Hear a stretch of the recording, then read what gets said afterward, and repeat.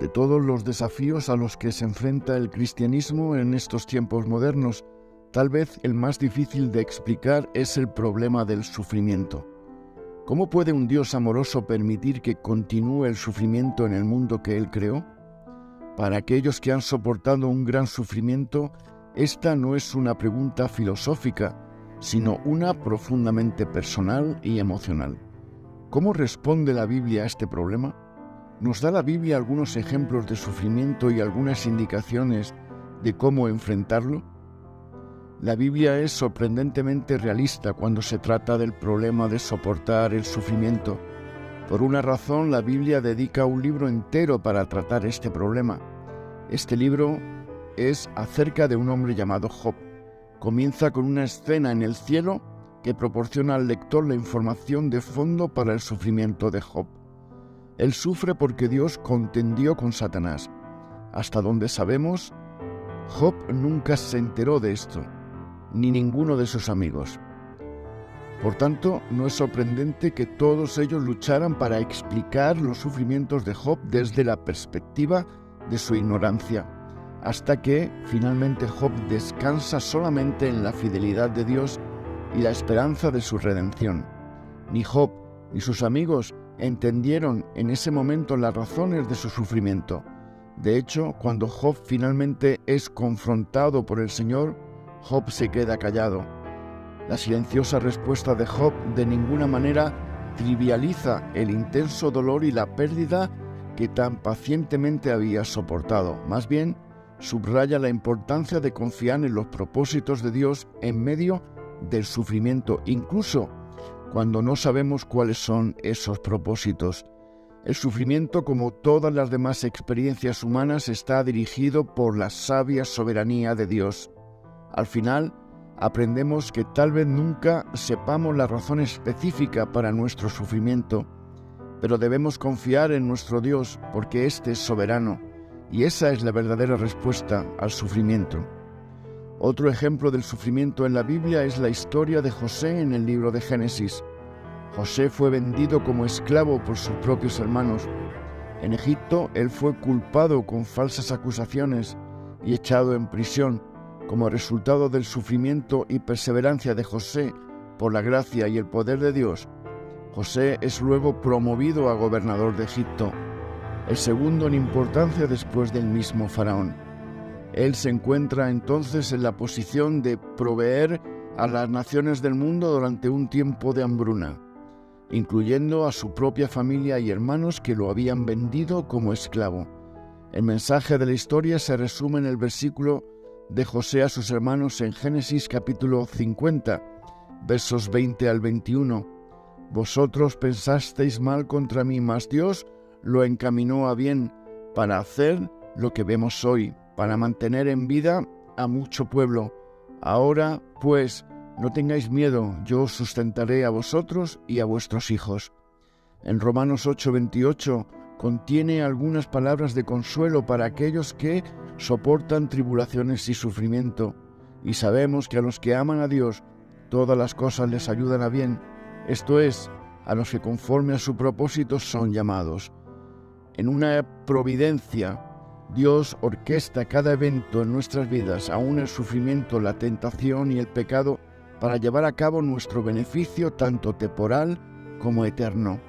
El salmista David soportó mucho sufrimiento en su tiempo, y este se refleja en muchos de sus poemas reunidos en el libro de los Salmos.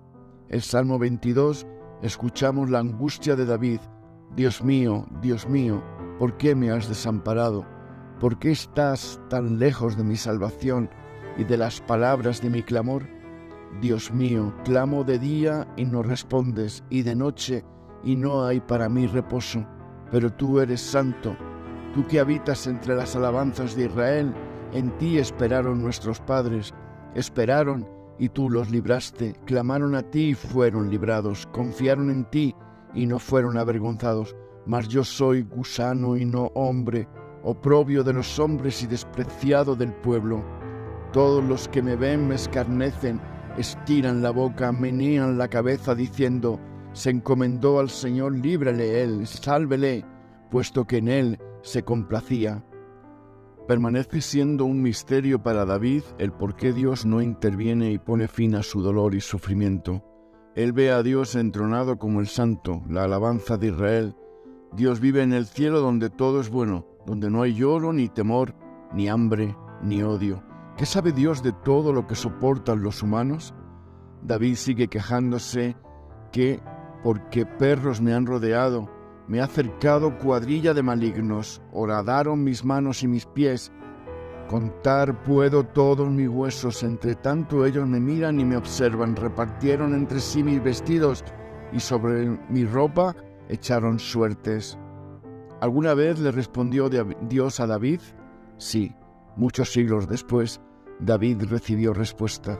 Casi un milenio después, un descendiente de David llamado Jesús fue muerto en una colina llamada el Calvario, en la cruz. Jesús soportó el sufrimiento y la vergüenza de su antepasado. Las manos y pies de Cristo fueron perforados, las vestiduras de Cristo fueron divididas entre sus enemigos. Cristo soportó las miradas y las burlas. De hecho, Cristo pronunció las palabras con las cuales David abre este salmo: Dios mío, ¿por qué me has desamparado?, identificándose así con el sufrimiento de David. Cristo, el eterno Hijo de Dios, en quien mora la plenitud de la divinidad de Dios, ha vivido en la tierra como un ser humano y ha soportado el hambre, la sed, la tentación, la vergüenza, la persecución, la desnudez, la aflicción, la traición, la burla, la injusticia y la muerte. Por tanto, Él está en posición de cumplir el anhelo de Job. No hay entre nosotros árbitro que ponga su mano sobre nosotros dos. Quite sobre de mí su vara y su terror no me espante. Entonces hablaré y no le temeré, porque en este estado no estoy en mí. Job capítulo 9 versos 33 al 35. El teísmo cristiano es de hecho la única cosmovisión que puede darle un sentido consistente al problema del mal y del sufrimiento. Los cristianos sirven a un Dios que ha vivido en esta tierra y que ha sufrido el trauma, la tentación, la pérdida, la tortura, el hambre, la sed, la persecución e incluso su ejecución.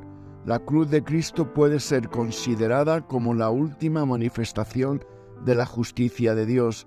Cuando nos preguntamos qué tanto le importa a Dios el problema de la maldad y el sufrimiento, el cristiano puede señalar la cruz y decir: demasiado.